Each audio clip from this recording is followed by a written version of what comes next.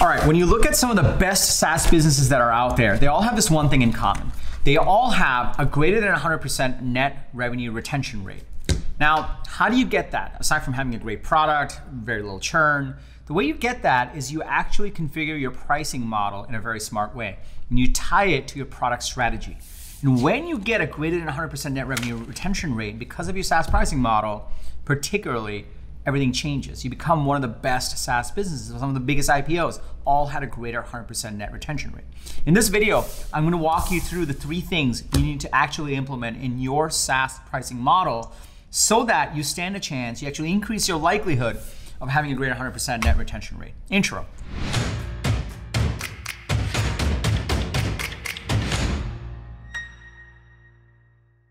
What's up, everybody? Welcome to Unstoppable. I'm TK, and on this channel, I help SaaS founders like you accelerate your businesses, accelerate your path to the next stage of growth.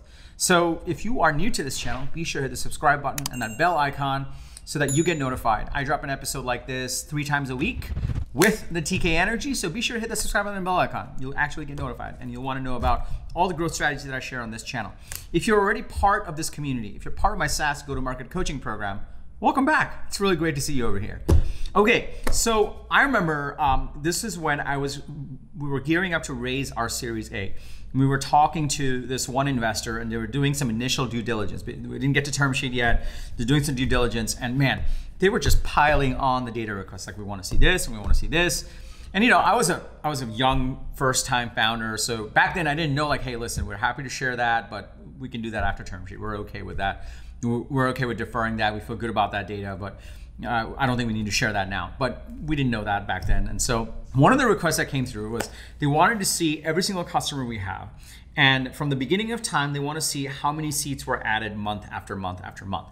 And it felt like kind of a tedious request because we already gave them our stats on our retention rate and our churn rate and our growth rate. But they were like, no, we really want to look at it on a customer by customer basis.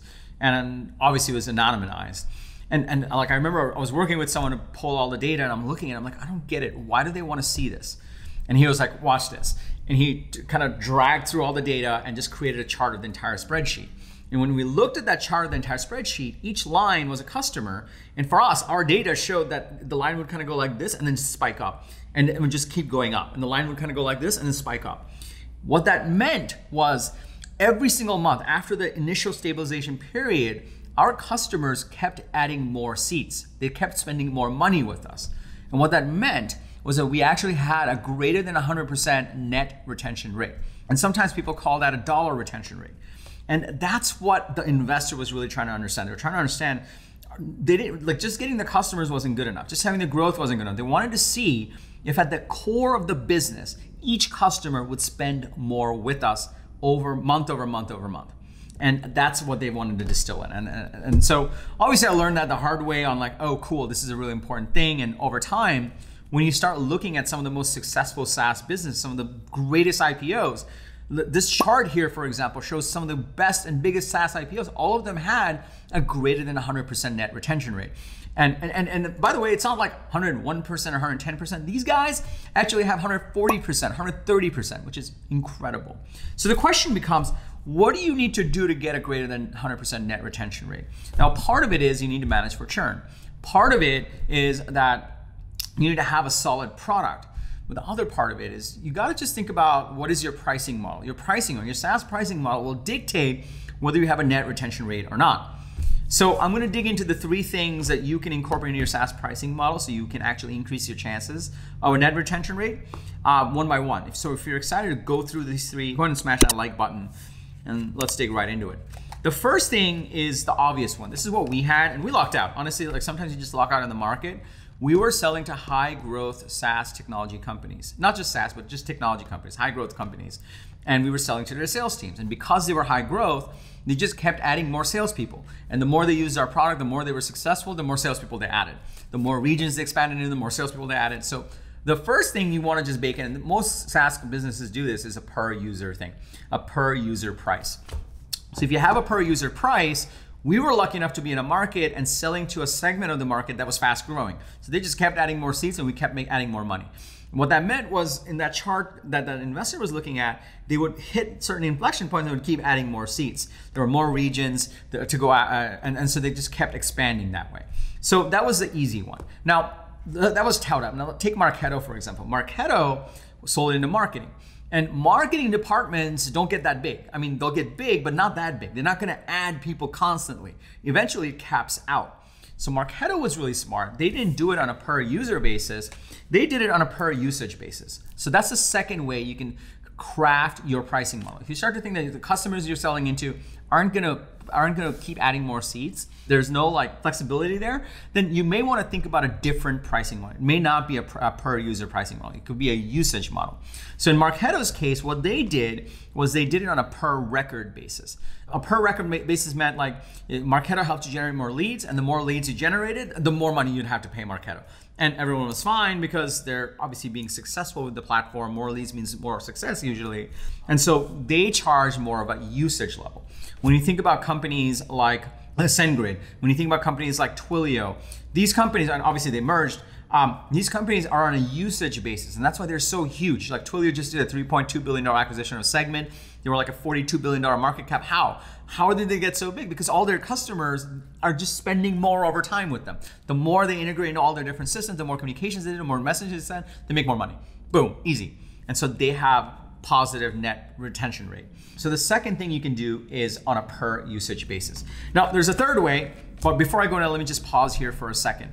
If you're starting to see the power of net retention rate, you're starting to see how your SaaS business will compound a lot faster if each customer just spends more money with you, and that can be facilitated by your SaaS pricing model. If you're starting to see the power in this, it's not just the top line growth. It's not just getting more customers that's going to make you a great SaaS business. It's also how you instrument your pricing model and your product so that over time, naturally, they spend more with you. And therefore, everything grows. Top line grows, each customer grows, and therefore everything compounds together. If you're starting to see the power in that and kind of that aha moment in that, go ahead and smash that like button if you haven't already. Also comment below with a yes or something else. I don't know. Tell me if you have questions around this. Just hit the comments. It just helps the YouTube algorithm. It means the world to me and my team. Okay, so now let's go into the third one, all right? The third one, speaking of SaaS pricing model, in order to get the greater than 100% net retention rate, your SaaS pricing model is going to be intertwined with your product strategy. You got to think in terms of not just your pricing model, but how do you instrument and build the product out so that customers spend more with you over time. Now, the third way is to have add-ons, right? Add-ons are the type of thing where you can add analytics, right? Advanced analytics could be an add-on. You can add special insights. The other way you can do add-ons is you can actually cover new use cases that customers have and charge extra for that. So this is why, like at the biggest scale, this is why companies like Twilio, for example, I mentioned them, acquires a company like Segment. They know that customers are spending X dollars on their messaging, which is SendGrid and their core telephony stuff. But they also know that these customers are going to need more on managing all that data and customer data. So they're like, we can sell this to our existing customers, and that will cause our net retention rate to go up even more because customers will spend more with us. It's one more thing we can sell them. This is why all the large companies like Salesforce and Oracle, they don't really make more money. Oracle, for example, they don't make more money with new products that they develop in-house. They don't make more money with new customers. All the customers they need are they're already customers. They acquire these companies to go sell them to their existing customers, therefore driving up net retention rate, right? And that's the power in this. So the third thing you can do, the first one is per user, which is the obvious one if it's right for your market. The second one is per usage. The third thing you can do is do add-ons. And when you do that, your net retention rate will go up. And if you can get your net retention rate, net of churn, above 100%, then you start entering the world-class territory of SaaS businesses. So now you know the importance of net retention rate and how you can incorporate this into your SaaS pricing model with an eye towards net retention, and also tweak your product so that you can actually drive usage up for your customers and charge them more over time as they naturally use more of your product. Now, if you are still watching this video, chances are you're growing a SaaS business and you're figuring out ways on how to actually drive growth. So this is why I created my 5-point startup growth strategy guide. Inside of it, I give you my best principles and my best training on how to grow your SaaS business. What are the key components to look at, including pricing strategy. So you can download a copy of that. It's completely free. Go to getunstoppable.com/strategy or follow the link below. If you're also digging deep into pricing strategy more, I did 2 more videos on pricing strategy, I believe. You can check that out here or here, and I'll link to that down below as well, so you can kind of understand more about pricing. I've done more videos on it. If you got value from this video, be sure to smash that like button.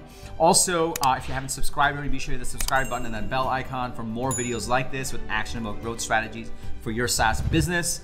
And if you have a friend, a SaaS founder, a fellow SaaS founder that would get value from this, you want to serve as many SaaS founders as possible, please share this video with them and spread the word about Unstoppable and what we're doing over here. And remember, everyone needs a strategy for their life and their business, but when you are with us, yours is going to be unstoppable. I'm TK, and I'll see you in the next episode.